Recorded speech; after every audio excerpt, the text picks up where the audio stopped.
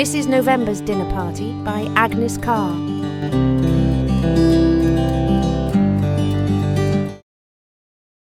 The Widow. November was very busy indeed this year. What with elections and harvest homes, her hands were full to overflowing, for she takes great interest in politics, besides being a social body, without whom no Appleby or corn-husking is complete.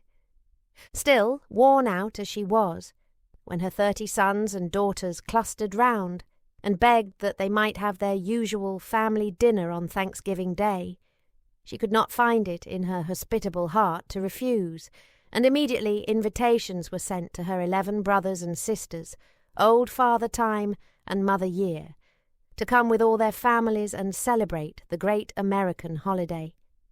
Then what a busy time ensued! What a slaughter of unhappy barnyard families, turkeys, ducks and chickens! What a chopping of apples and boiling of doughnuts!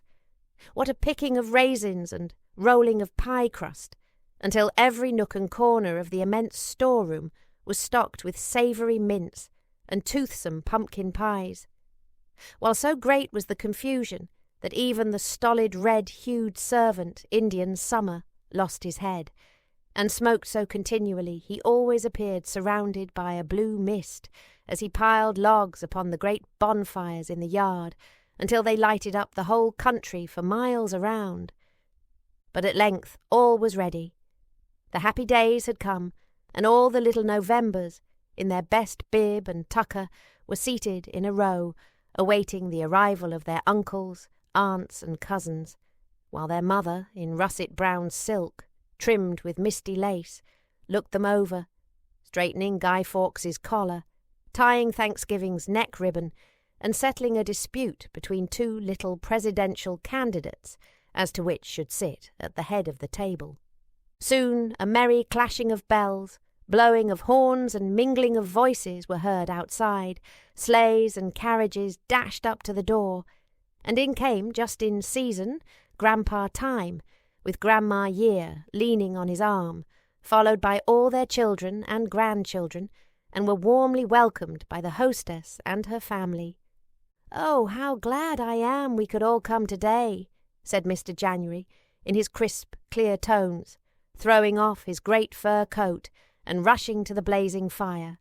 "There's nothing like the happy returns of these days." "Nothing, indeed," simpered Mrs. February, the poetess.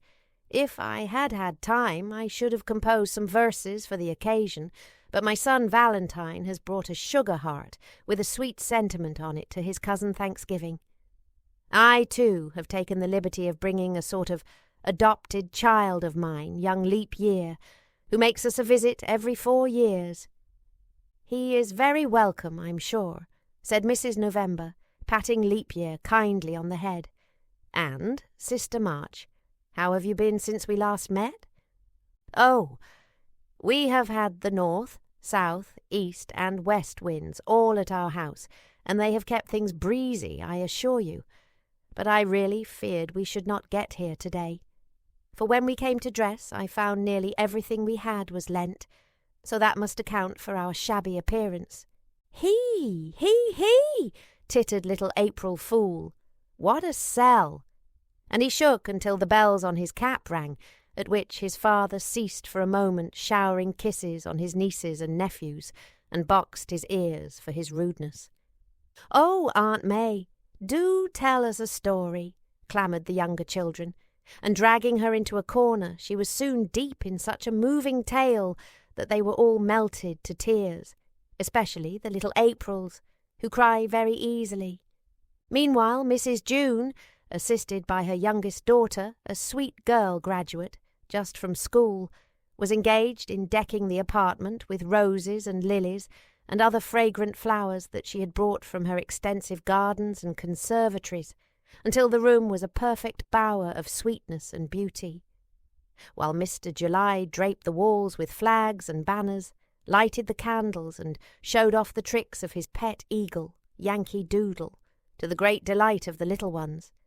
Madame August, who suffers a great deal with the heat, found a seat on a comfortable sofa, as far from the fire as possible, and waved a huge feather fan back and forth, while her 31 boys and girls, led by the 2 oldest, Holiday and Vacation, ran riot through the long rooms, picking at their Aunt June's flowers and playing all sorts of pranks, regardless of tumbled hair and torn clothes, while they shouted, "Hurrah for fun!" and behaved like a pack of wild colts let loose in a green pasture, until their Uncle September called them, together with his own children, into the library, and persuaded them to read some of the books with which the shelves were filled, or play quietly with the game of authors and the dissected maps. "For," said Mr. September to Mrs. October, "I think Sister August lets her children romp too much. I always like improving games for mine, although I have great trouble in making Equinox toe the line as he should." "That is because you are a schoolmaster," laughed Mrs. October, shaking her head, adorned with a wreath of gaily tinted leaves. "But where is my baby?" At that moment a cry was heard without, and Indian Summer came running in to say that little All-Hallows had fallen into a tub of water while trying to catch an apple that was floating on top, and Mrs. October, rushing off to the kitchen, returned with her youngest, in a very wet and dripping condition, and screaming at the top of his lusty little lungs. He could only be consoled by a handful of chestnuts, which his nurse, Miss Frost, cracked open for him. The little Novembers, meanwhile, were having a charming time with their favourite cousins, the Decembers, who were always so gay and jolly, and had such a delightful papa. He came with his pockets stuffed full of toys and sugar-plums, which he drew out from time to time, and gave to his best-loved child, Merry Christmas, to distribute amongst the children, who gathered eagerly around their little cousin, saying, "Christmas comes but once a year, but when she comes she brings good cheer." At which Mary laughed gaily and tossed her golden curls, in which were twined sprays of holly and clusters of brilliant scarlet berries. At last the great folding doors were thrown open. Indian Summer announced that dinner was served, and a long procession of old and young was quickly formed, and led by Mrs. November and her daughter Thanksgiving, whose birthday it was. They filed into the spacious dining-room, where stood the long table, groaning beneath its weight of good things, while 4 servants ran continually in and out, bringing more substantials and delicacies to grace the board and please the appetite. Winter staggered beneath great trenchers of meat and poultry, pies and puddings. Spring brought the earliest and freshest vegetables, summer the richest creams and ices, while autumn served the guests with fruit and poured the sparkling wine. All were gay and jolly, and many a joke was cracked as the contents of each plate and dish melted away like snow before the sun, and the great fires roared in the wide chimneys as though singing a glad Thanksgiving song. New Year drank everybody's health and wished them many returns of the day, while Twelfth Night ate so much cake he made himself quite ill and had to be put to bed. Valentine sent mottos to all the little girls, and praised their bright eyes and glossy curls. "For," said his mother, "he is a sad flatterer, and not nearly so truthful, I am sorry to say, as his brother George Washington, who never told a lie." At which Grandfather Time gave George a quarter, and said he should always remember what a good boy he was. After dinner the fun increased, all trying to do something for the general amusement. Mrs. March persuaded her son, St. Patrick, to dance an Irish jig, which he did to the tune of the Wearing of the Green, which his brothers, Windy and Gusty, blew and whistled on their fingers. Easter sang a beautiful song, The Little Mays, tripped the light fantastic toe in a pretty fancy dance, while the Junes sat by so smiling and sweet it was a pleasure to look at them. Independence, the 4th child of Mr. July, who is a bold little fellow and a fine speaker, gave them an oration he had learned at school, and the Augusts suggested games of tag and blindman's buff, which they all enjoyed heartily. Mr. September tried to read an instructive story aloud, but was interrupted by Equinox, April Fool, and little All Hallows, who pinned streamers to his coat-tails, covered him with flour, and would not let him get through a line, at which Mrs. October hugged her tricksy baby and laughed until she cried, and Mr. September retired in disgust. "That is almost too bad," said Mrs. November as she shook the popper vigorously, in which the corn was popping and snapping merrily. "But Thanksgiving you must not forget to thank your cousins for all they have done to honour your birthday."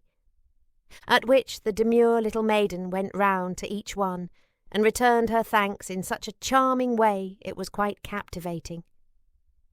Grandmother Year at last began to nod over her teacup in the chimney corner. "It is growing late," said Grandpa Time. "But we must have a Virginia reel before we go," said Mr. December. "Oh, yes, yes," cried all the children.